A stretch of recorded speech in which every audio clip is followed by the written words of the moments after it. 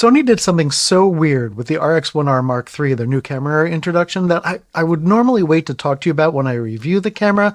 At this point, I'm not sure how many people are going to get the camera to review, but the RX1R Mark II was one of my favorite cameras of all time, and I've been working with Sony for maybe almost 2 decades at this point. I kind of lost track about how long I've been covering Sony products. I did work with Sony. I have a lot of experience, and I see where this camera is coming from. And I don't like it. I don't like this trend that's coming from companies, and I started talking about this the other day about the Fuji GFX 100 RF, which is their medium format, small size camera, and you can find what I ranted about up there. And so we're getting these cameras that we're paying a lot more money for, and they have fewer features, and that is very strange. And so let's talk a little bit about the RX1R Mark II and the Mark III. So about 10 years ago, Sony released the RX1R Mark II, and it was one of my favorite cameras of all time. In fact, a lot of the photographers that I knew loved that camera body. So when the RX1R Mark II came out, it was this beautiful combination of an f2.0 lens made by Zeiss and the sensor and the autofocus that came from the A7 III. It was a really good combination, and people loved it. And then years went by and we waited for a Mark III, and then years went by and we were still waiting for a Mark III, and even more years went by and we're still waiting for a Mark III, and the Mark III comes and we're all disappointed. So by now you've probably heard a lot of things about this Mark III, but let me just tell you some of the things that I like about it quickly, because there's only a couple, and then some of the things that I think in this trend of companies cutting features in order to make more money. So now we get the sensor of the A7R V in this camera, and that is fantastic. The fact that they can take a camera that's big and then make the sensor small is great. But they've already done this with the A7CR, which is, for my money, one of the best travel cameras I've ever used. I took it to Brazil with me. I did fantastic shots. You could not tell the difference between the use or the images that came from the A7R V. The images are great. So this has got the same sensor as the A7R V. It's still cutting edge. It still has better autofocus than a lot of other cameras out on the market. So you could take that and you could squeeze it into this camera, and why? Right? You have the A7CR, why do you need this camera? And you could say, well, people like those really impressive, pretty looking travel cameras, but it's not nearly as pretty looking as that GFX 100 RF that I was talking about. That's one thing that Fuji does really well. It's not something that Sony does really well. Some other things that I really like, the viewfinder is built in instead of being pop-up. Built-in viewfinder, great. The fact that the display and the interface turns when you rotate it, that's great. What's not so great is that there isn't a tilting screen on this, which blows my mind. It absolutely blows my mind. The older camera could have a tilting screen. This one does not, and this one's more money. So that's a big problem for me.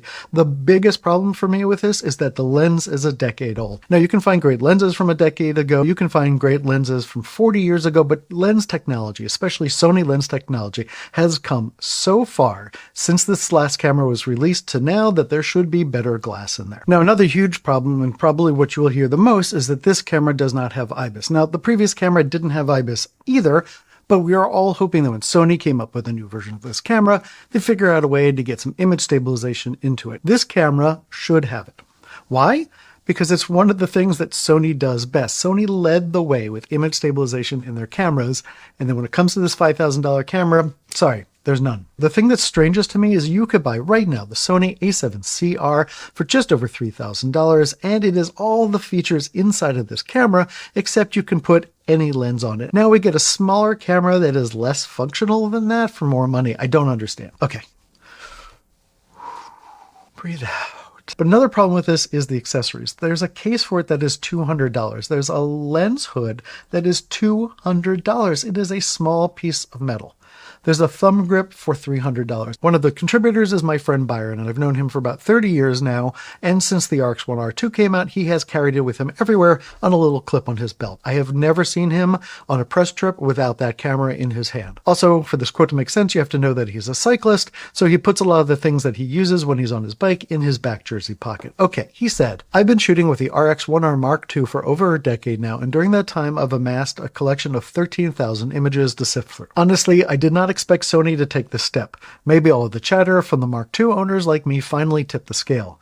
Wishful thinking turned into a wish list item. But the Mark III isn't what anyone was expecting. The original was so ahead of its time, a proof of concept that went into production, that Sony would have to do some extra work to take the RX1R to the next level. The one thing I wanted, a bokeh master lens, was not delivered. If I want to jump over for a second to the business degree side of me, what this looks like is an economy of scale. Sony is making a lot of the processors that go in the A7R R5 and the A7CR. The demand for the A7R V is probably going away a little bit, and at some point there'll be an A7R6 with some new processor and some new technology in it. The lens already existed. You don't have to design a brand new lens. Take that lens, take the sensors that you have, take the body that you used to have, tool it up a little bit differently, and now you've got a new camera at an exorbitant price. What would my recommendation be? It would be to go out and get the A7CR and a couple of lenses, because you can get a couple of lenses for the same price. So it sounds like I'm disappointed, and in one side I really am disappointed, but what I'm really happy about that Sony is continuing this RX1R line. I thought that it was dead. I thought that the 2 would be the last one to ever come out. So now with the Mark III, at least there's hope that this product line will continue. What I really want Sony to know is that what people love about Sony's cameras is that not only are they small and light, but that Sony took technology that you did not think could fit inside a camera body and put that technology in a camera body. If you want to spend less and have better performance, get the A7CR. If you like the analog design of a camera that looks like it's retro, go get yourself a Fuji camera. And if you want a camera that completely throws away the mold and tries to do this in a brand new way, go get the Sigma BF. And after this rant, I would really like to hear your thoughts. I'd love to hear if you have plans to buy this camera.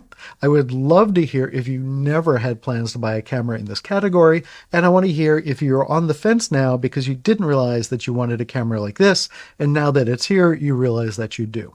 And if none of those apply, let me know what camera system you would rather have than this. If you have any questions, leave them in the comments below. Happy to answer those as well. And when we have a full review of this camera up, if they send it to me after this, you'll find that at Imaging Resource. For Imaging Resource, I'm editor David Schloss, and until next time, go out and give it your best shot. Just maybe not with this camera.